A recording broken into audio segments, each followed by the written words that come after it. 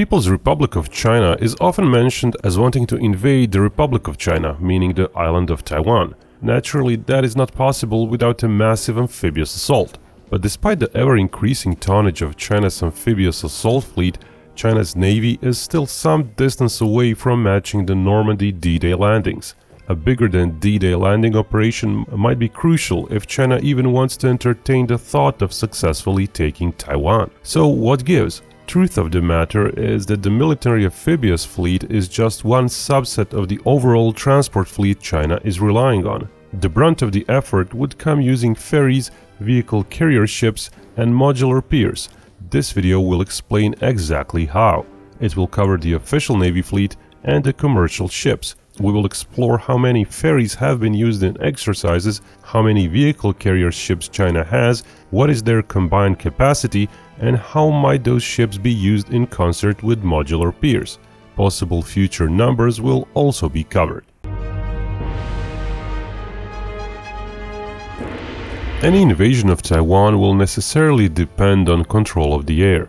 Fighter jets play a role there, sure, but so do SAM missiles. And recently the US Navy's ability to reload its ships with fresh missiles in a timely fashion has been questioned. That is shaping up to be a huge issue for the US. While that particular question is outside the scope of this video, we are happy to tell you that we made a separate video on that very topic. Why does it really matter to reload missiles at sea, and how might the US Navy go about it? That video is exclusive to our Patreon members and YouTube channel members. Members of any tier can access it, so feel free to check it out. Okay, back to invading Taiwan. In order to pull off something bigger than the D-Day, you really need many platforms. This video will not go into the details of the whole invasion. It will not answer the question of whether an invasion is likely, nor is it something that can be pulled off, but it will cover the amphibious aspect of it. First off, what does an amphibious invasion need? It needs almost complete air superiority. That's a given, and it's something China obviously expects it can achieve, though other parties in the conflict might disagree. Once that is achieved, a beachhead is needed. Sure, there would be airborne insertions as well, perhaps even outdoing the D-Day ones. But it's inevitably the amphibious assets, meaning landing ships, craft and boats, that would be the main enablers of an invasion. Generally, the air firepower is to pin down the defenders. Air insertions are to land a bit away from the planned beachheads, to try and seize important reinforcement routes, and generally try to complicate defenders' reactions. Simultaneously, the brunt of the force is to arrive via the sea. Just as during the D-Day, China seems to be set to attempt all that via several different methods. One is vehicles unloaded into the sea, swimming to shores. Those are unloaded by large landing ships. Smaller ships and craft would go directly to the beach. Some of those craft are small enough to be launched by those large landing ships. Some are conventional, while others are of the hovercraft kind. Ideally, the assault is never attempted where the enemy is ready, but that was hard to achieve in World War II, and it is basically impossible today. Again, ideally, the beachhead is to expand to eventually seize port facilities, so large cargo ships can dock there and unload cargo and reinforcements, but in practice, that's immensely hard to count on. Even during D-Day, the Allies actually built makeshift docks right on the beaches, and China is aiming to do the same. Back in 1944, landing ships were much smaller on the average. China is unlikely to approach the 1,000 ship figure. Landing boats are also unlikely to quite reach the D-Day figure. On the other hand, China does have a few times more amphibious combat vehicles. Amphibious vehicles and very small landing craft, all ejected out of larger ships, are a good way of opening up the battle, as they can present thousands of targets to the enemy, as opposed to perhaps just a few hundred larger ships, which are easier targets. But in order for such vehicles and craft to reach the shores, there have to be many ships available to carry them. Not just large enough ships, but specific ships, with either floodable well decks or ramps extending into the sea, for vehicles and boats and trolleys. China's large and medium-sized landing ships can disembark vehicles straight into the sea. Type 071 and 075 ships have large well decks. Their combined capacity, if all ships manage to be used simultaneously, is roughly 1,070 amphibious combat vehicles. basically half the number that China currently has. But all the ships are basically impossible to have operational at the same time. Even with timing such an important mission like the invasion, a small percentage of ships will inevitably be unavailable due to breakdowns, maintenance, etc. Furthermore, the large well-decked ships such as O-71 and O-75 will be launching landing craft. Those craft will carry non-amphibious vehicles right to the shore, and in some rare instances, some craft might carry pure infantry without any vehicles. In addition to those larger landing ships, there are various smaller landing craft that are still large enough to do the whole trip to Taiwan on their own. Types O-67 through O-69 are really old designs. Even though hundreds have been made, it's likely most have been retired, though some new build hulls have been spotted as late as 10 years ago. There's also a new class of landing craft with no known designation, available in unknown numbers. If push comes to shove and if unrealistically 100% of the ships and craft can be used at once, that entire fleet may be able to ferry some 25,000 troops with some immediate supplies in one go. Though when it comes to vehicles, the load would be less impressive at some 1,700 average-sized military vehicles, or not even 2 full medium combined brigades worth of vehicles. Each new cycle to and from Taiwan, with loading and unloading, would require almost a day, so it's unlikely most of the ships would perform more than one trip per day. That figure pales compared to D-Day, when over 130,000 troops were ferried. Plus, it's questionable if even 130,000 on the first day would be enough for Taiwan. That's where the whole commercial ferry and cargo ships idea comes in. It's something China has been working on for years. Some reports on such usage date to 2015. In 2016, China passed the National Defense Transportation Law, which requires Chinese companies dealing in international shipping to provide assistance in military operations and when defending national interests. And the idea is this: to use specially modified large ferries to disembark amphibious vehicles and possibly even small boats and trolleys via ramps right into the sea, while the ferry is perhaps a few dozen miles away from the coast. Some of those ferries have even been built to new shipbuilding standards as requested by the Navy to perform their mission better. After those ferries roughly double the number of troops and vehicles on the beach compared to just the Navy's amphibious assets, the second phase of the plan would start.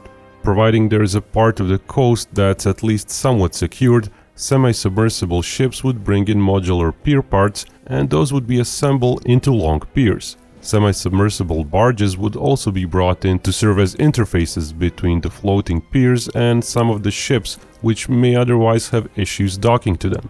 Finally, large roll-on, roll-off ships, mainly vehicle carrier ships, would dock to those piers and attempt to disembark seriously large quantities of vehicles, troops and supplies.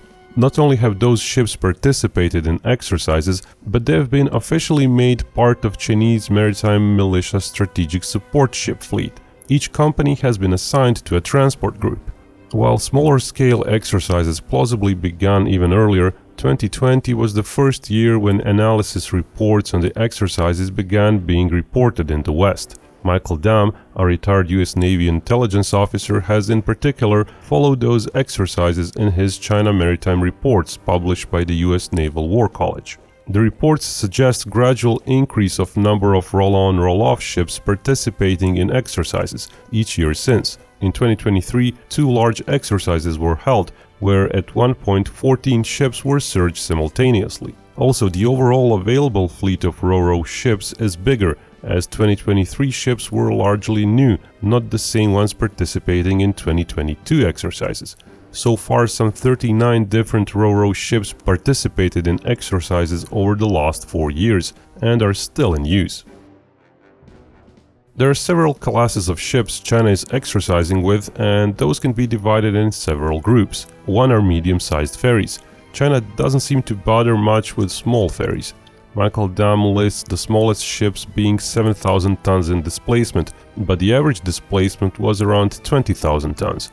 The list includes vehicle carriers and not just ferries, but only 3 of those were used. And those aren't the largest ships anyway, as some of the 40,000-ton ships used are listed under ferries. But very large ships are not really a good solution for approaching combat areas. They also may have issues with using ramps extending directly into the sea. What China's shipbuilding has been doing is they've been fitting a certain number of ferries with specialized ramps, where the ramp is lowered into the sea, allowing amphibious vehicles to reach the water in a safe way. Now, fewer than half of the ferries so far have been spotted using such ramps. First such ramps were spotted around 2019. While for some ships ramps were a retrofit, several of the newer ferries were built with such military purpose ramps. Connor Kennedy, a research associate at the U.S. Naval War College, compiled a list of such ferries, identifying 12 ferries by early 2023. Curiously, 4 ferries on Kennedy's list have less than 5,000 tons in displacement, which means they are not on Dom's list, which just shows how hard it is to track all those ferries. As one can imagine, China is not going to simply publish such a list. It's thus plausible that the overall ro-ro ship count, with both the special ramp and without it, is higher than the previously mentioned 39 ships. Those are just the ones used in exercises, but we'll get to that later. Those 12 ships' total displacement is some 80,000 tons. Those feature some 22,000 lane meters of cargo space. That's enough for some 1,200 amphibious combat vehicles in the class of ZBD-05. Allowing for some small boats, they're likely to be able to put some 15,000 troops in water alongside their vehicles and immediate supplies. For example, a large ferry like the Zhonghua Fuxing, a 23,000-ton ship, is nominally rated for 1,300 passengers and features a 65,000 square feet parking space. It's not known if further ships were constructed or modified by now. And the ramps aren't the only modification. Various strengthening of the decks, springboards and increase of deck clearances have been reported. And indeed, some of the footage shows ships being loaded with wall-to-wall tanks, which are pretty heavy vehicles. Allegedly, a kitchen, sanitation and life support facilities for the personnel were installed alongside firefighting facilities. Some ships had helicopter resupply areas added. Of course, most of the ferries, like those carrying tanks, will not drop vehicles into the sea. Instead, they are to connect to a pier and disembark vehicles via their regular ramps. The Chinese media has reported on offshore mobile debarkation platforms since 2012, but it wasn't until 2020 that those have been spotted. Basically, those are modular pontoon piers, with bow and stern modules, ramp modules and propulsion modules, further manipulated by tugs and crane modules. The US actually has a somewhat similar system, the improved Navy lighterage system.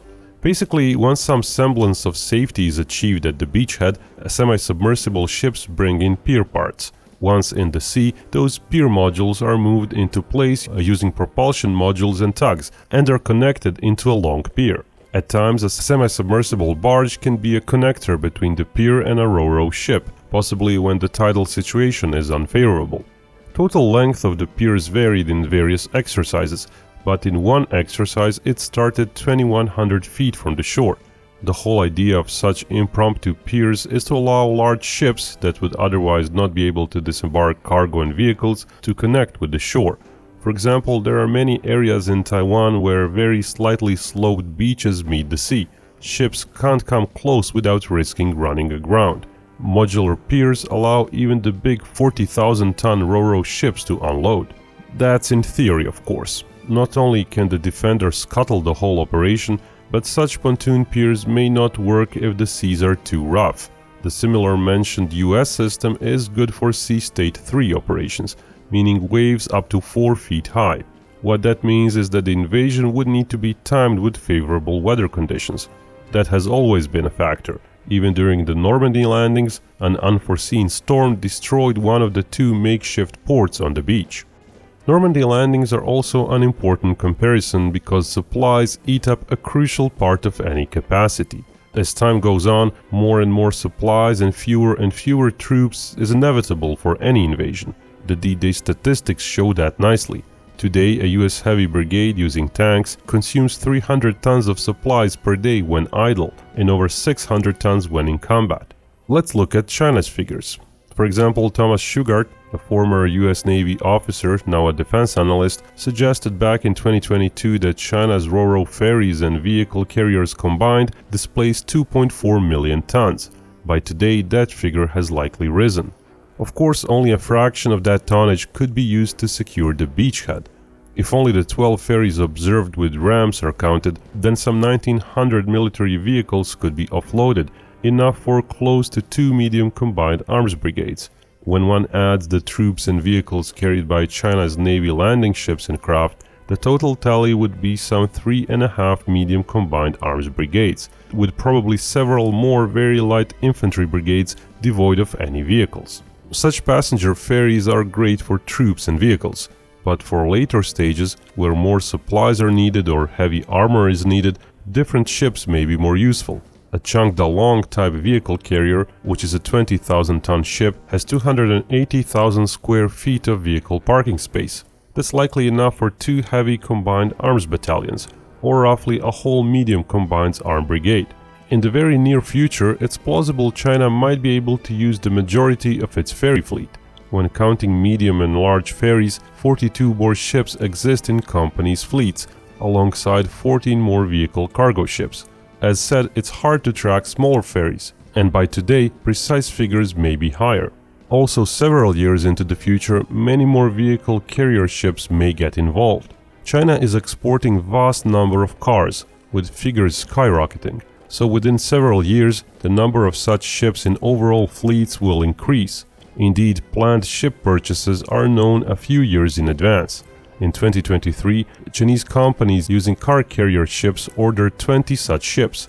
In previous years, 4 to 5 such ships were ordered per year. 2024 to 2026 orders are also known, though those include optional ships, so not all of those ships may materialize. Those figures do not include ferries, of course, so such numbers don't mean China will quadruple the number of brigades landed on the first day. But the increases do suggest that if China manages to get a foothold somewhere for long enough to build and operate those modular ports, then the influx of further troops may increase greatly, likely eclipsing Normandy numbers within days. As for the all-important first-day landings, China today is plausibly at little under half the capacity of the D-Day landings, but it is adding capacity. 2 more large Type 075 ships are being added, perhaps 3 if the 076 successor class is included. Several more Type 072 ships are being built, and so on. So that tally too may change, especially with added commercial ferries modified with ramps. Perhaps within just years, the D-Day capacity may be reached. But then again, a successful invasion involves so many complex variables that it's nearly impossible to predict how many troops landed would be needed. It's possible that even 2 or more times than the D-Day would not be enough.